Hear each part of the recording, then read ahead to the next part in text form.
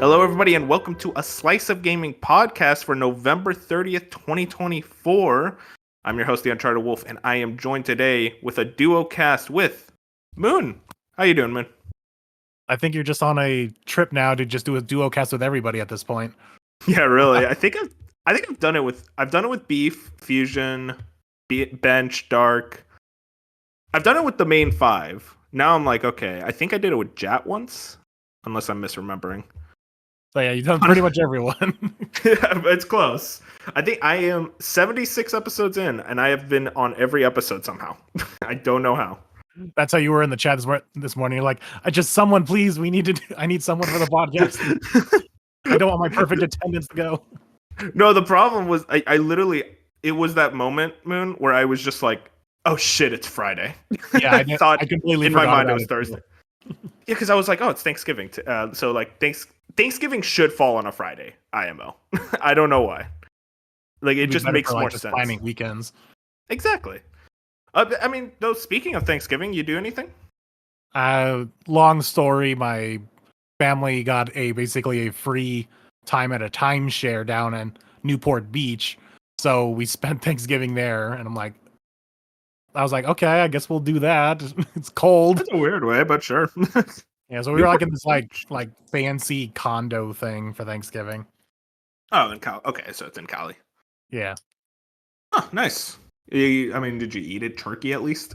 Yeah, we had all the usual typical Thanksgiving stuff. Okay, nice. Yeah, that is a funny thing. It's just like, oh, we go to Newport Beach, but you don't go on the beach. You just chill down in a condo. Yeah, pretty much. Because there was literally nothing else to do. Because the problem was half the stuff that was on the beach was closed because it was Thanksgiving. Yeah, that's not surprising. That's funny because it's like mid-November and you go to the beach too. I guess that's why the timeshare was available. Yeah, it's like 56 and probably even colder, like if you're actually on the water. Yeah, I know California is usually like a good vacation destination during the winter because it's still hot. Is it not hot usually still, or? I mean, it depends on your variation of hot, because just as like my mom even mentioned, this was a lot. If you look at the cars at the condo complex, it was a lot of states from like Idaho, Montana, Washington, so like people getting away from like the cold states coming down here for what they consider warmer weather, and us Californians are like, it's 56, we're cold, we need a jacket. It's funny. In Texas, our winters are now don't start till late November. So it was that feeling of like going outside. It's like, oh my god, it's finally cold. But like now it's like, oh, I can't take my nightly walk anymore because it's way too freezing. I have to change the fucking schedule now. A whole slew of silly things. But hey, listen, Thanksgiving was a ton of fun. I mean, had family over. Had a big turkey, broccoli, cheese casserole. You have a favorite side dish? Because there's always like a debate. I think I would just go with the mashed potatoes and gravy. Yeah, that's an unbeatable combo. And another question, I keep hearing debates about if turkey is a good food or not. Which side are you on? Because I fucking love turkey on Thanksgiving. I mean, I like turkey, but it's not my least favorite or my favorite. It's like right there in the middle. I'm like, fine, I'll take turkey. Yeah, but like on Thanksgiving, it's kind of weird not to have a turkey, right? Yeah, because I mean, I'll agree with that because that's just tradition. So I mean, might as well just go with tradition. But yeah, as I feel about turkey, yeah, it's just like right in the middle. No, I'm right there with you. I mean, like personally, my favorites of the meat groups is probably beef, just a good old cow. Yeah, but yeah, good cow. Anyways, I think it's best to get into the episode. If you want to find us, we're on YouTube, Spotify, Apple Podcasts, wherever your favorite podcasts are found. Like the podcast, any type of support helps, and follow us on Twitter at A Slice of Gaming. I was asked this. I know Bench does the social media, Moon. Have we thought about doing a Blue Sky account? Was that like a discussion? I think we brought it up, but we just never got around to it. Which we probably should now because it's now a lot more active there. Like I know a lot of people are starting to move over there. Yeah, so especially a lot of gaming people. Yeah, it might be worth it. But anyways, let's get into the news, which there wasn't a lot because it was Thanksgiving week, but a lot of the overseas companies decided, because it's just a normal November weekend for them. CD Projekt Red, we were talking about it before the show, Moon, but it's like, damn, Fusion. If Fusion was here, he would have a lot more to say about this stuff. But there's stuff I want to talk about just broadly.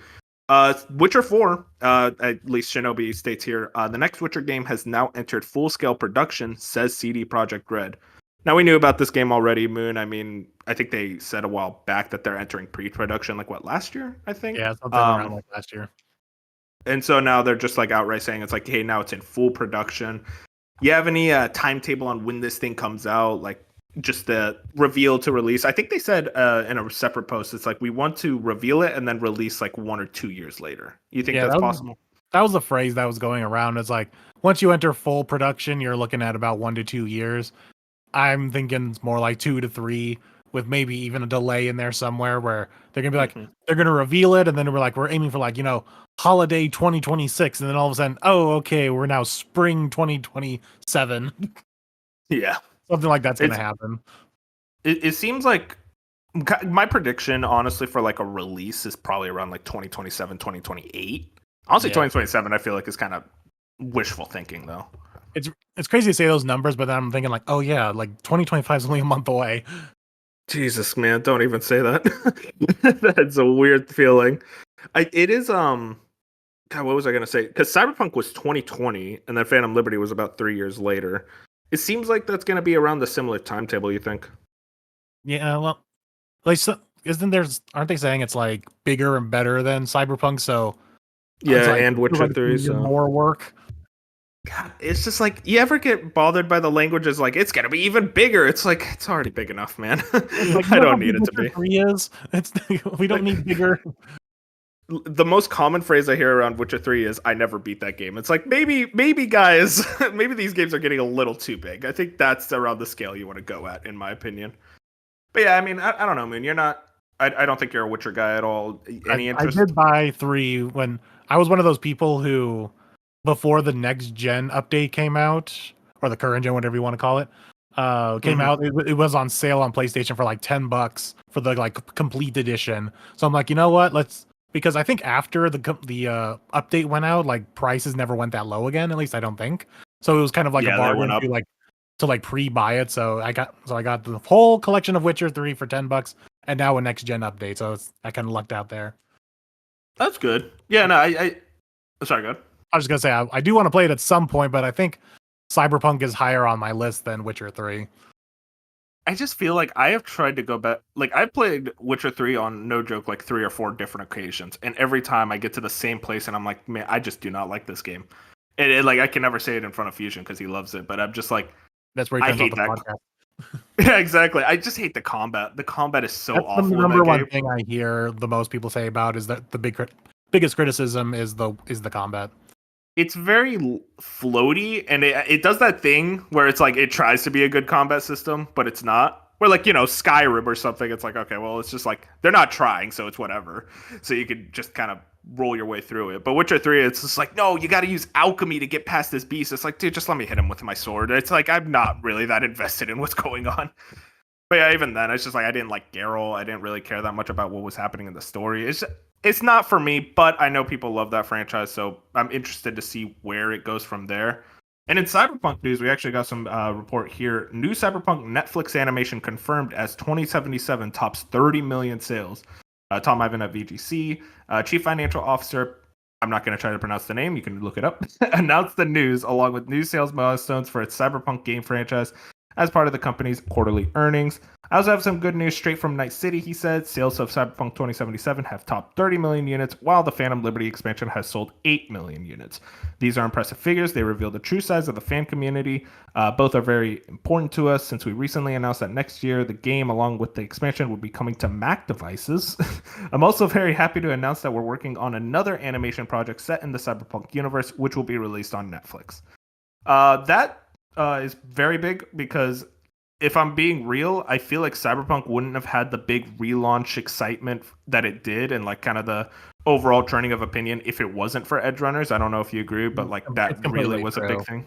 It's completely true. And Edge Runners has now set a precedent in the industry of you need to have some kind of like Netflix series movie tie-in for a lot of, because look, Edge Runners came out, and now how many adaptations are we getting to like coincide with some bigger releases?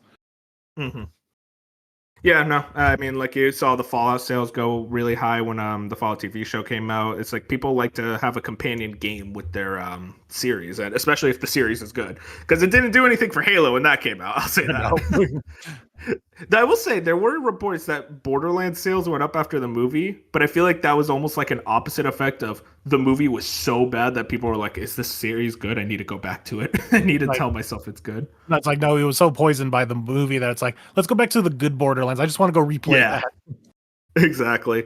And the sales going to 30 million. I mean, it's a lot, but also not too surprising, especially if you consider the pre-launch hype for Cyberpunk, as well as like just how popular Witcher 3 was, and also something I think a lot of people forget. I mean, Moon, you just mentioned it. CD Projekt Red games go on sale pretty quick. I saw Cyberpunk for $5 in the bargain bin Yeah, once. I Like, I feel like a couple million of those sales were there. oh no, my sale definitely came from like during the height of the backlash of Cyberpunk.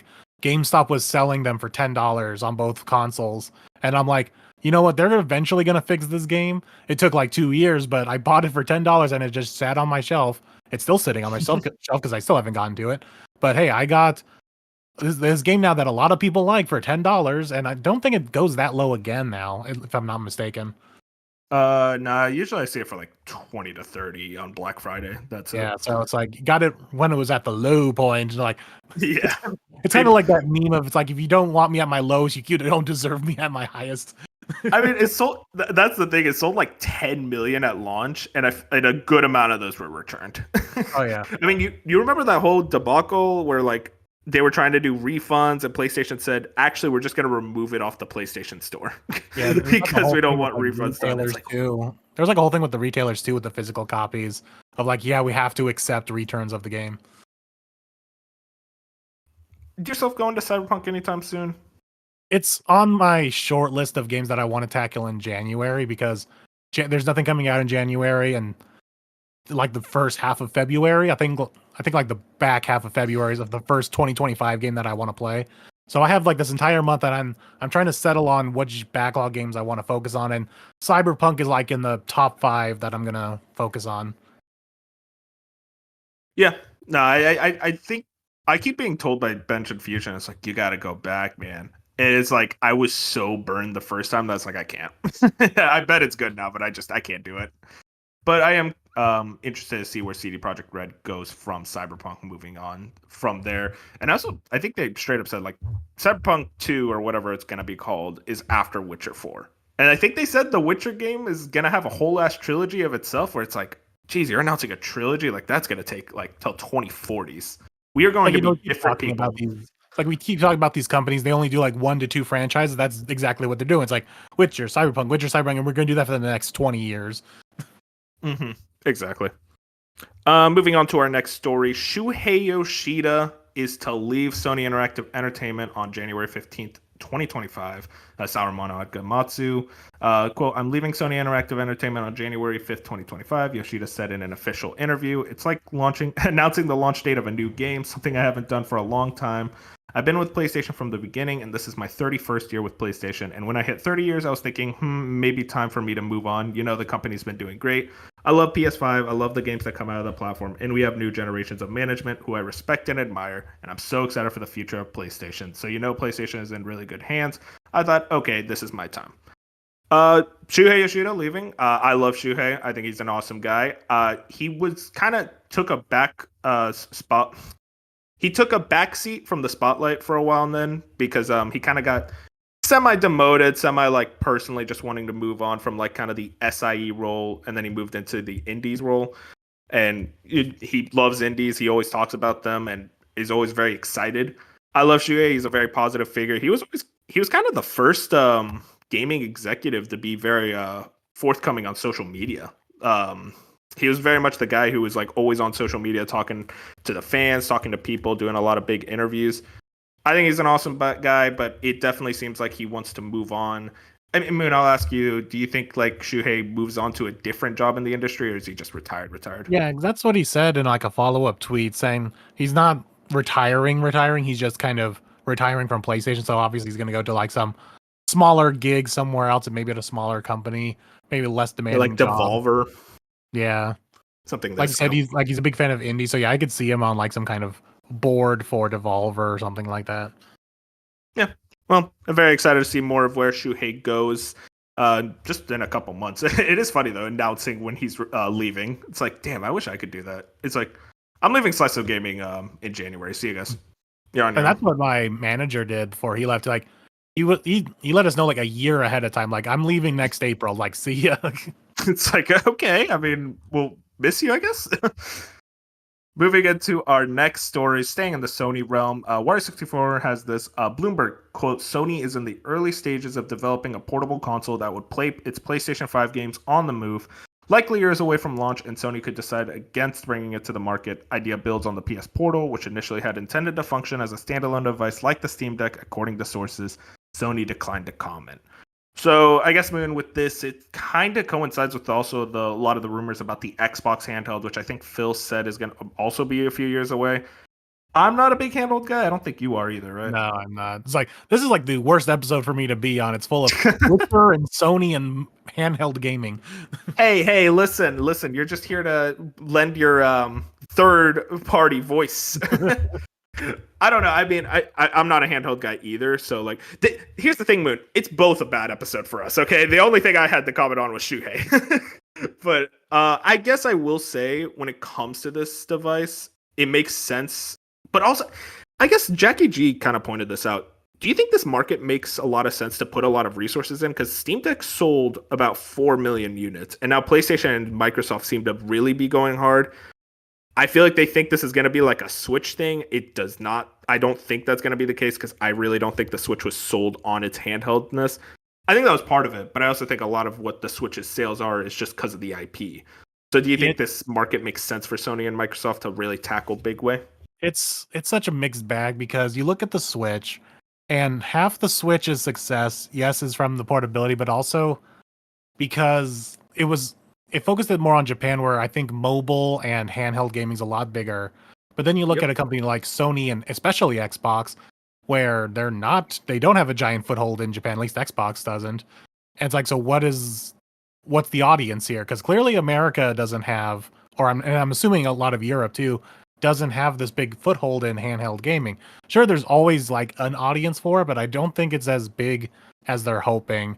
And of course, with Nintendo, you have that built-in just Nintendo base of where Nintendo games are a lot simpler, where you can play something like that on the go instead of some big action adventure Sony Sad Dad game or a shooter on an Xbox. It's awkward to kind of play those games on handheld where playing a platformer or a turn-based RPG on a Switch just feels a lot better. So I do think this is going to lean more towards they're going to toy with it. One of them might come out, and then we're all going to learn a hard lesson in the industry. That's like, yeah, this thing didn't go as far as we wanted it to. Especially because I think it's Greg Miller who said this on Kind of Funny. Because this is still a few years away, this is going to be on the tail end of the PlayStation 5 and Xbox Series life cycle. So clearly this handheld isn't going to be powerful enough to play the PlayStation 6 games, the Xbox Series 2 games, whatever. And so they're going to be stuck on the last gen. So who's going to want this device to play last gen titles if it could even do that? So there's just way too many factors going into this. I will argue a little bit with that last point. I think you're on the money, but I also think just a little bit that cross-gen period this generation has been very long. I mean, we're going to get PS4 games in 2026. There's one already announced for 2026. So I think it's very likely like the PS5 cross-gen is substantially longer, but I do also agree. It's like, well, you're getting this handheld that plays PS5 games, and then a year later, you're introducing a substantially more powerful device. And whatever the next God of War game that's exclusive to it, I can't play on the handheld. So it's like, why am I getting this thing? Very curious to see where these handheld wars go. I think 4 million for the Steam Deck. I feel like that's the market cap that like Sony and Microsoft should be looking at. It's like this is kind of a dedicated audience that is going to buy games for this thing and play games on this thing. But like we're not looking at mass market, and I just wonder if they know that. Yeah, and I do think if one of them comes out, it's going to be Sony because they know they at least have some kind of audience with the Japanese base where maybe that's more of their focus, and they'll be like, okay, give some scraps over to America and Europe.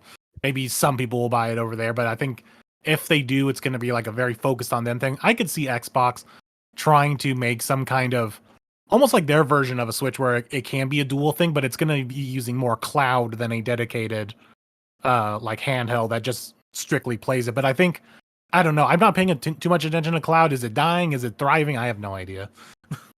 Yeah, cloud just seems like a very like niche market, and I don't know where the growth cycle is for it. That's kind of my like viewpoint on the cloud It market, definitely where felt like like people are cloud playing versions it. of games were coming out pretty frequently, and now I haven't heard about a cloud version of a game in quite a while. Yeah, exactly. Moving into our next story. Okay, Moon.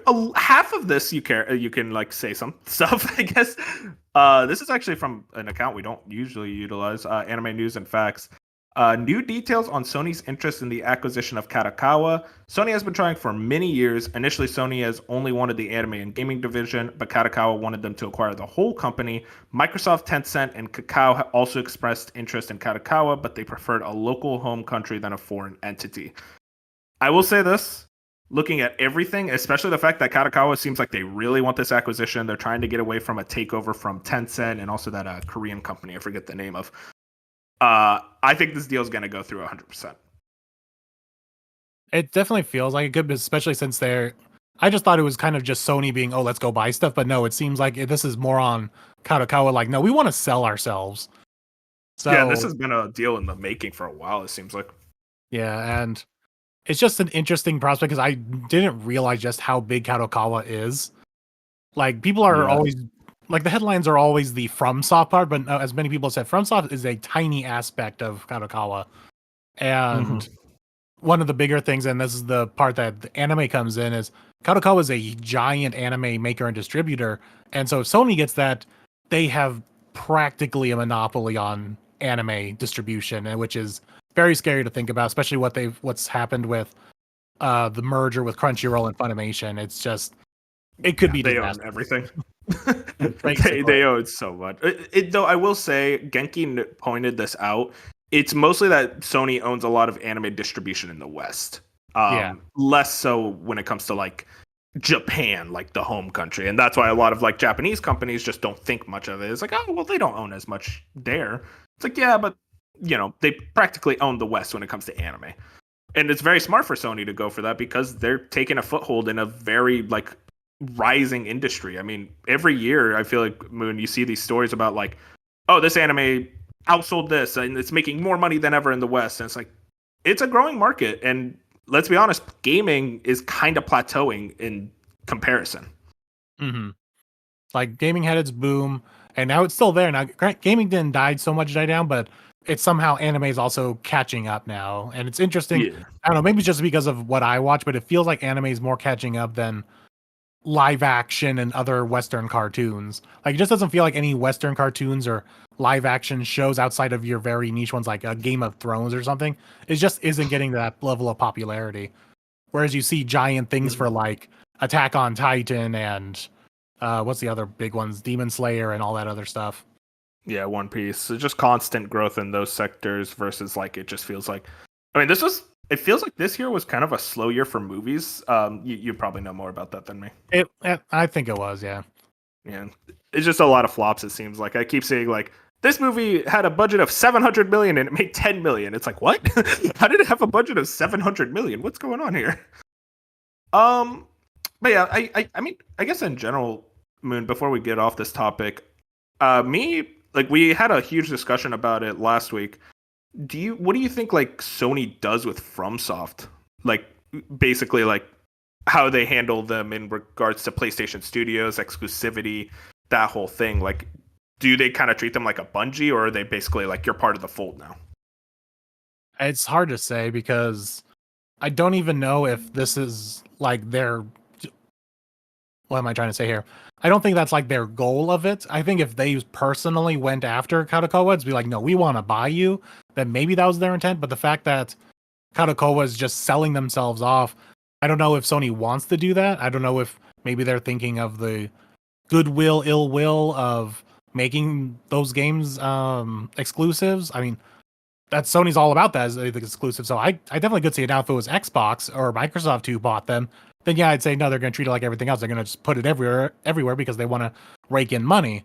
But yeah, because it's Sony, I could definitely see them doing that. Be like, PlayStation 6, you got to get your Elden Ring 2 exclusive. Yeah, I think we were kind of discussing it, and the basically our expectation is effectively PlayStation PC day and date just leaves out Xbox, or and maybe even they add Switch in there, the Switch 2 in there. It's very much like a. I feel like you would really fuck up if you completely got rid of the PC and say, "Oh, wait a year for the PC port." It's like, well, a lot of people just aren't going to wait; they're just not going to buy it. But we will see. Yeah, it's FromSoft, Acquire. I'm trying to remember where have I heard Acquire before? Spike Chunsoft. Acquire is the guys who did Octopath. Okay, so yeah, definitely some big names here. Okay, I wouldn't say big names, but semi big names. Spike Chunsoft did do the recent Dragon Ball game, which is huge. And then FromSoft, it is that thing though, Moon, where it's just like one sibling that is clearly like the shining one, and it's like, I guess we'll take you guys. Though it also feels like Sony doesn't really want like the other two. They're just like, we'll take it. But yeah, I do think it's interesting. They're like, yeah, we don't want the whole company. We just want your anime and gaming division. It's like, yeah, no, we want the whole company. We want you to buy us all. And then moving into our last story, this is more of a shout out than anything, less to discuss. Baldur's Gate 3 has sold over 15 million units worldwide across all platforms. Account filings by Larian Studios show revenues of 427 million euros for the developer in 2023, and Hasbro Gaming had that. So just awesome shout out to Larian Studios. Awesome, amazing company. Cannot wait to see what they do next. Moving into... Oh, sorry, did you have something? I was going to say, it's like, good for them. I hope I can find the time to play your game at some point. Hey man, you got 100 hours to spare? Moving into our kind of like mini topic, Indiana Jones reviews. Moon, I don't know if you saw this. The review embargo is December 5th, so next Thursday. What's kind of your chat? Yeah, I know. I'm just making sure. Jeez.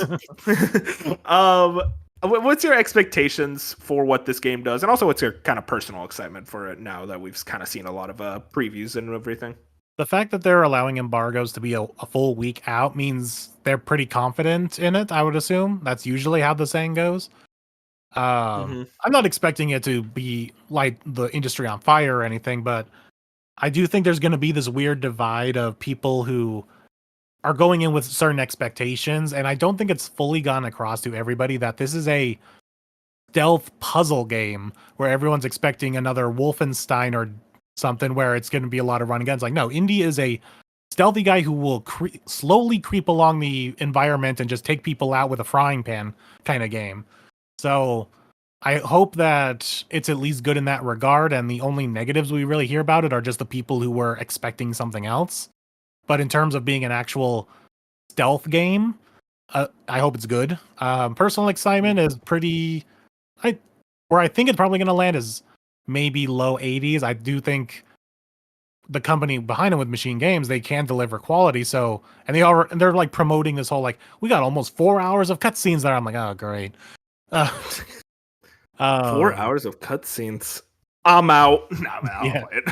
So, I don't know. It definitely feels like it could go either way. There's no middle ground. It feels like this game is going to either just be a steaming pile, or it's going to be probably like the underdog hit of the year, feels like. Yeah, interesting. I think we kind of slightly disagree. I feel like this is kind of going to land in the, I don't want to say middle, like 7 middle, but like 8s. Like kind of like, hey, this is a great game. I fully recommend it. Like people saying that. But it's also like, there are issues that kind of prevent it from reaching that 9 out of 10, 10 out of 10 range, of like the, hey, this is a must play. Please play this game. This is immaculate, one of the best of the year. I think this is just going to be a very solid, fun adventure game that a lot of people are going to get a lot of kicks out of. Hearing kind of people talk about it, seems to be a lot more immersive sim, which kind of turns me off a bit, which, it's just not my personal genre of choice. But I'm also like willing to try it out just for that, where it's like, yeah, I think I like them trying something new rather than just like fully copying like the Uncharted formula. It's like, yeah, sure, that's cool. I love those games, but I'm also like, I don't need every game to be Uncharted. Have Indiana Jones do something completely different. Like, I think that'd be pretty fascinating. But I guess personal excitement, I mean, I'm going to play this game most likely. Like, I'm going to get the Game Pass subscription, play it through, hopefully get a lot out of it, but I'm just like fascinated to see where this goes in the reviews. I'm kind of expecting around an 84, 85, just right there, slap dab in the middle. That's higher than that, but I was putting like 81, 82. Yeah, I think a lot of like there's going to be a lot of positive press. Like the people who really, really like the game are going to be really high on it. Whereas like I can't imagine there would be a lot of like negative reviews bringing it down. It's kind This of my game is gonna live or understanding. die by just how many kooky ways can you solve a stealth puzzle, like take out enemies in a weird way, and you just get to Yeah, see like kind of the those on Hitman way. Twitter and whatnot. Yeah, like Hitman, like style assassinations. It's like what gets people excited to do those things. But yeah, I'm interested in it. I wonder. It's December 13th. Yeah, it's I like might be 12 wrong. or 13 or something like that. Yeah, like I think literally like the day after the Game Awards. So that's just a funny release date. And then I guess like a couple things left. Black Friday. You do anything for Black Friday? Grab any good deals? I bought Suicide Squad Kill the Justice League. Oh man, this was a bust, huh? I got it for $3. Well, I mean, yeah, I guess like you can find some enjoyment out of anything for If three I got it dollars. Let's be honest. like for $3, like okay, I'll give it up. I'll give it a load up, see if there's anything fun to it. I mean, I played the beta. I enjoyed the combat for what it was. So I'm like, okay, maybe I'll get some enjoyment out of this for $3. Why not? Yeah, I mean, I respect it.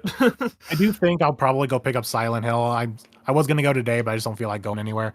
So I'll probably go after work tomorrow, pick up Silent Hill because Walmart has it down to $30 as Oh part of yeah, their sale. So I'm like, I'm just gonna grab that. yeah. Silent Hill 2 for $30. That's a steal. Didn't you say you had a couple other games you were interested in? Yeah, I was also looking at Stellar Blade and Star Wars Outlaws because GameStop has a buy two get one free on pre-owned games, and all three of those were available as pre-owned, so I would just buy it from their app. But I kind of figured, why am I giving myself these giant backlog games when by the time I would actually get around to them, they're going to be cheaper? Because right Yeah, now, like all three of those games, Silent Hill, Stellar Blade, and Outlaws are like $42. So I'm spending like $90 to get one game for free, and they're just gonna sit on my shelf. So I figured Star Wars Outlaws still has some fixing to do. Like I know their update just came out and fixed a lot of stuff, and a lot of people are happy with it. But I don't think they said that was the end. So if I just keep putting off Star Wars, it's gonna get a better and better game out of it. that is And so frustrating that they were basically like, "Oh, now we're fixing it." It's like, well, why didn't you launch it here? That would have been smart, huh? and then Stellar Blade's kind of like in the middle with it being, this is like its first time ever going on sale, but it's still like $45 even at Walmart and It's 42 at gonna go on sale GameStop. again. So it's like it's got to go on sale at some point. It's got to get down to the like 30 something range at some point, or Mhm. maybe it Yeah, even gets no, added to like PS Extra.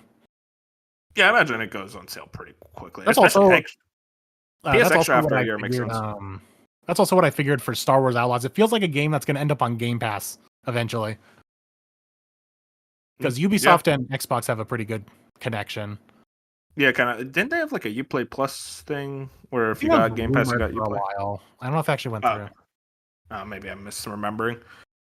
Yeah, no. I mean, Star Wars Outlaws is definitely going to go on sale for even cheaper. So, like, if you're not going to play it immediately, I'd say you could definitely wait on that. Stellar Blade, I honestly like what you said. PS Extra, if you have that, I imagine it's going to be like a year after launch. So probably around April, which is probably when you would play it, I'd assume. So that just makes sense to wait on those two. Silent Hill 2, I do definitely recommend. I think I hope you'd be into it. It's a very interesting game. Yeah, it seems like Um, something I'd do. It's just funny that my mindset now is, what game do I want to support for the Soggies? yeah, I mean we're closing in. I mean, do you have your top 12 ready? You think? I mean, I could throw one together because I have a more than 12 games, but I feel like after like my top five is just kind of whatever. So I want to at least put in like Silent Hill and maybe Indie. Hopefully rounds out like a stronger top seven or whatever. Because Yeah, no, that's fair. my bottom 12 are going to be like just weird games. Like, oh, fine, I did like it at least. Yeah, it was a kind of interesting year for me. I feel like I'm just gonna have a lot of stuff where I'm like, yeah, I liked it. I thought it was cool, but like, I'm not passionate about it.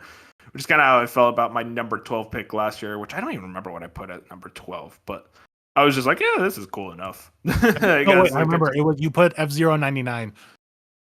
oh yeah. Oh no, because you want to know what happened? I did that because I didn't want to put Final Fantasy 16 on my list. So Or I what? was like, I'll put Or, it. or was that? Or was it Jedi Survivor you didn't want to put on your list? Jedi Survivor I liked even less than Final Fantasy 16, so Oh, it would have been lower. I remember someone knocked off Jedi Survivor, and it was someone else. It was a rough year for me. There wasn't a lot for me that year. It was just a lot of disappointments and everyone going like, "This is the best year in gaming." It's like, yeah, guys, go for it. Pikmin 4 at least saved me. Black Friday for me, I think it was a pretty solid Black Friday. Got some good shit. Pretty much my big stuff. I got Sonic X Shadow for like $30. I was surprised it went on sale so quickly.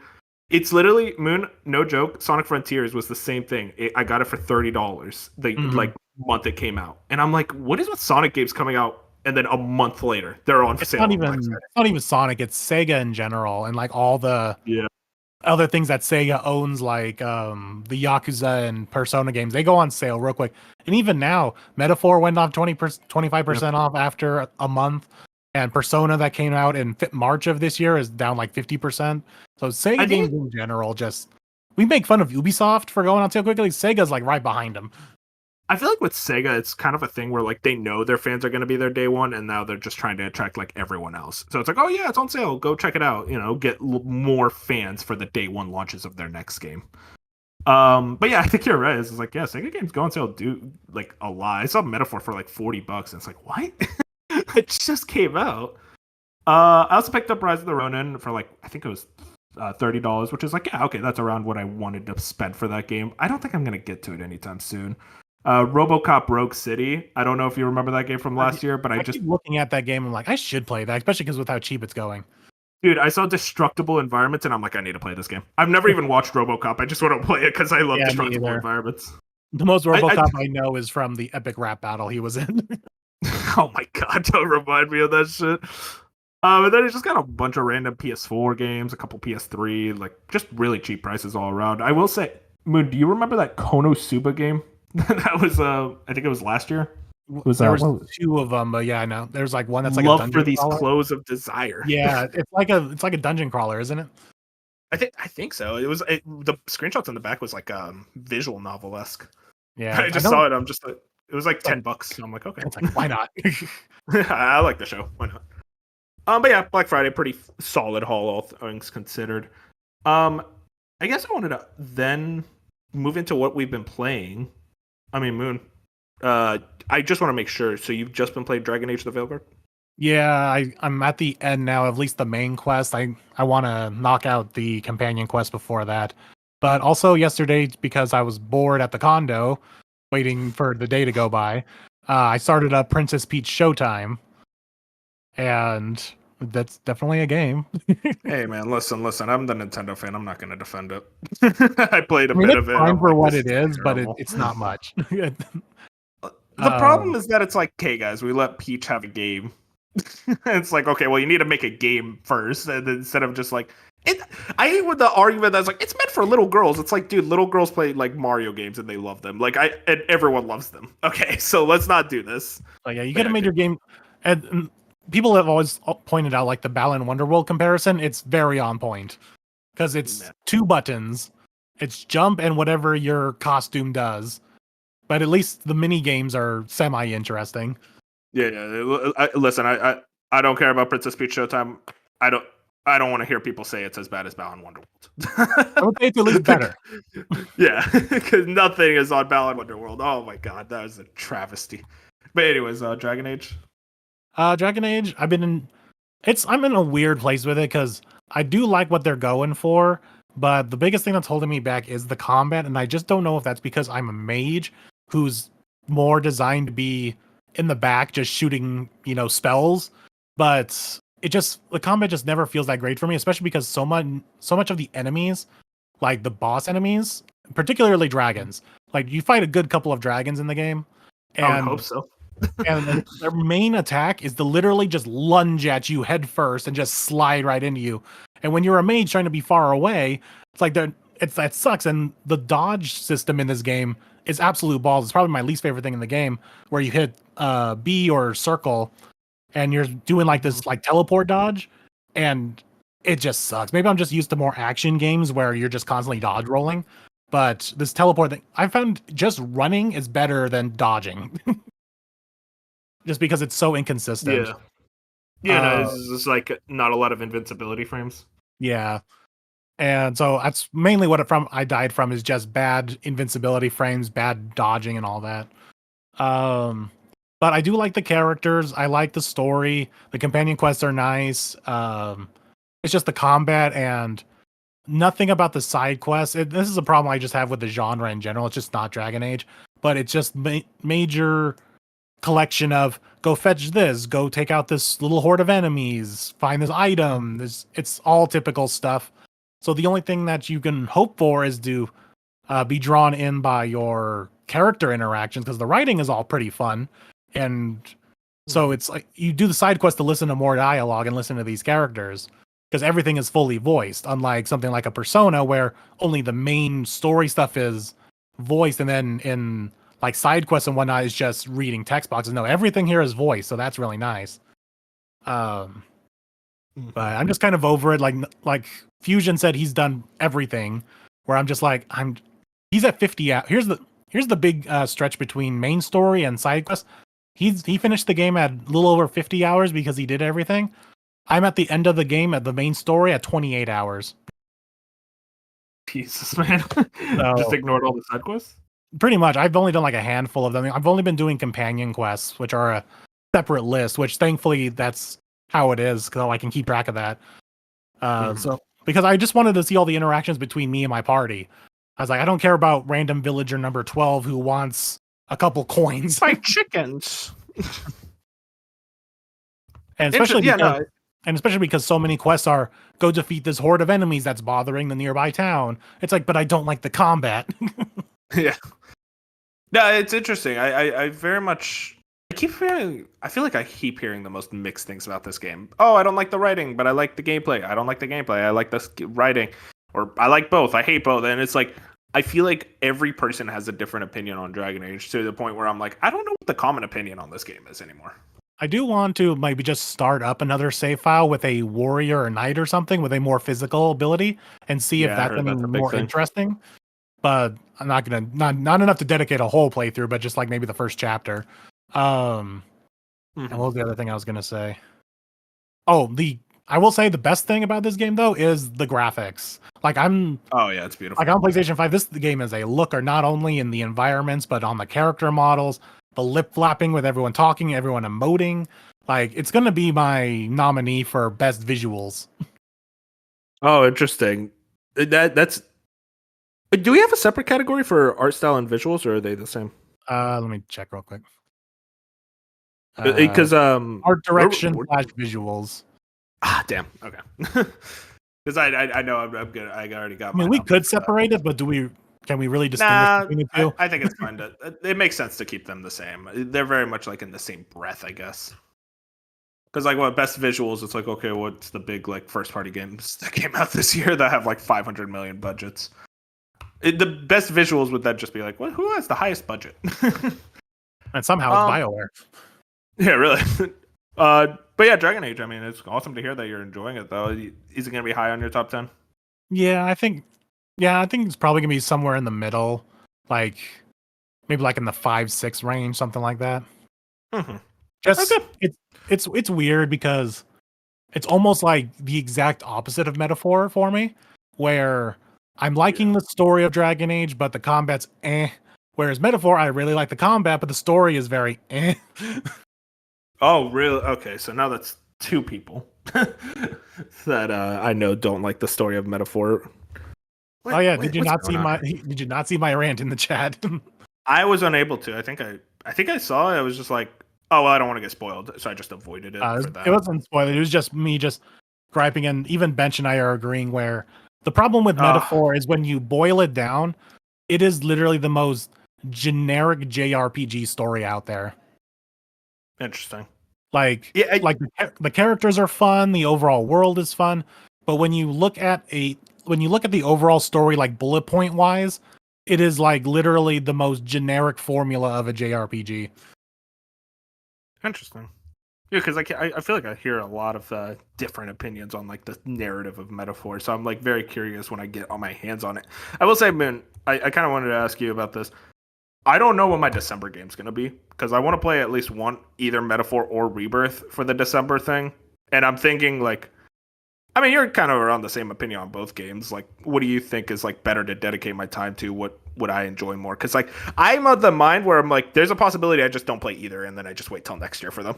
That They're is like the long. funnier. That is probably the funnier option. Uh, Granted, this is me being a chaotic agent. Is okay. Yeah, don't do either. But There's a lot of short games I'd like to get to. yeah, you can just blow through a lot of short games. But the problem with that is though, kind of like my situation with like Stellar Blade and Silent Hill and all that. It's almost like you almost have to look at it from a soggy perspective. Like if you just knock out a bunch of short games, none of them are probably going to make the list. Mm-hmm. And then you decide which camp do I want to give a couple points to? Do I want to give them to Metaphor? Do I want to give them to Rebirth? I mean, listen, there's also like the very small possibility I choose one of them, like Rebirth, and I'm like, I don't like this, and then Bench is like depressed for the rest of the I month. didn't want to bring it up, but yes, that was the chaotic side that I was looking for. It's like, how do we upset Bench the most? Do we get Rebirth lower? Do we get Metaphor higher? Because I think he's also kind of on the same train of me with Metaphor. Yeah, no, I'm so curious about both games, about like what my personal enjoyment of them would be. It's just like I feel like more and more I really think I played Persona 5 at the most opportune time of my life where like I had the time and had the desire for a game like that. And now I'm like, I don't know if I have it in me for another Persona 5 length game. It is shorter. Like I said, it's like around 60 hours. I finished around 60 hours. And Oh, I did okay. I did everything. Okay, yeah, I keep hearing that because I'm also because like the thing is the range is also all fucked up because I hear you say 60 and then I hear some people say, oh, it took me 100 hours. It's like what? That is a wide range. Yeah, I don't know how you do that unless Maybe I don't know leveling because up the I did archetypes. yeah, maybe if they're like 100%ing it because I didn't 100%. I did all the side quests. The only side quest I didn't do is near the end of the game you get these 3 like big bosses. And I fought one, I got 2-shotted, I said I'm out. Mm-hmm. And I was playing on easy. I think that might have been maybe the other thing is I was playing on easy. So maybe you people who on higher have to play more to grind. I don't know. They have to put more memory thinking into it. I don't know. Yeah, especially on Interesting. that final boss. Yeah, I heard some things about that. Um, for me, have you been playing anything else, or are you just that's it? It's just that. But now that I'm about to knock out Dragon Age, I'll probably either get that to today or tomorrow. I might as well clean up Princess Peach. I'm about halfway through. They say you can beat Princess Peach story mode in about 7 hours. And I think I got about 3 hours in, so I'm basically halfway done. So I might as well just pick that up, even if it's probably not going to be in my top 10. At that point, it's just like, just whatever. And you got 3 hours, and then hopefully I'll pick up Silent Hill tomorrow, so I'll probably start that this week. And then awesome. that's only like 15 hours, so hopefully maybe I could even beat that or be close to beating it by the time Indie comes out. Yeah, no, that makes the same amount of sense. For me, same old, same old. Nothing changed. Unicorn Overlord, still playing that. I will say, Moon, it is way too fucking long. It's that thing. It's Here's the thing about Unicorn Overlord. So there's like different regions of the map that you're liberating, and there's 5 of them. By the 4th, I'm like, okay, this should be the last one. And it's like, oh, there's another land. It's like, what? What am I doing? I don't want to play it. Like, I love this game. I think it's amazing. It's probably gonna be like my top 5 even. But I'm like, okay, I think we got it by like the 4th region. I get it. Also Balatro, amazing. Still like the best like chill out and play game. I feel like you'd really like it, man. I just need to get over my fear of being addicted to it and just get addicted to it. Just let yourself get addicted. Because what, like you just said it yourself, Silent Hill 2, Indie, and then you got nothing until Soggy's. It seems like a perfect like. I mean, what you could play it on like your phone or something if you really want. That's my other dilemma. Is like, do I want to play it on my PC or do I want to play it on my phone? I've found my favorite thing to do is just to put on like a sitcom on like Hulu or something, and then just play Balatro, and it's like the most chill I've felt in weeks. Yeah, it is on sale right now for $12.74 for Balatro. Oh my god, that's so worth it, dude! It's like $15 at full price is a steal for that game. So I think it's actually going to rank really highly on Saga's too, because like because especially because you all 3 of you just got into it in the last week. Yeah, we're just waiting for that bum fusion. Has he not played it? I don't think he's gotten it yet. He said he's going to, but He I don't says a think lot he's of things. tried it yet. Yeah, you know him. I do But find yeah. it funny. It's like, particularly for you, they bundle Balatro and Slay the Spire together. Dude, that's the most fucked up bundle ever. You will lose your life to those games. But I think that's everything that we've been playing. I think that's everything that we got news-wise. Moon, this was a very fun episode. Quick, like, what, less than an hour even. This is an actual slice of gaming podcast. What do you know? Unlike the other ones, past couple ones where you went for the whole cake. Listen, man, whenever Fusion or Bop is on, dude, the talking starts, and then it just never lets up. But yeah, that's everything we wanted to talk about for today. If you guys want to find us, we're on YouTube, Spotify, Apple Podcasts, wherever if your favorite podcast platform is. Like the podcast, any type of support helps, and follow us on Twitter. But with that, say goodnight, everybody. Or I guess just you, dude. Just me. Good night. Bye.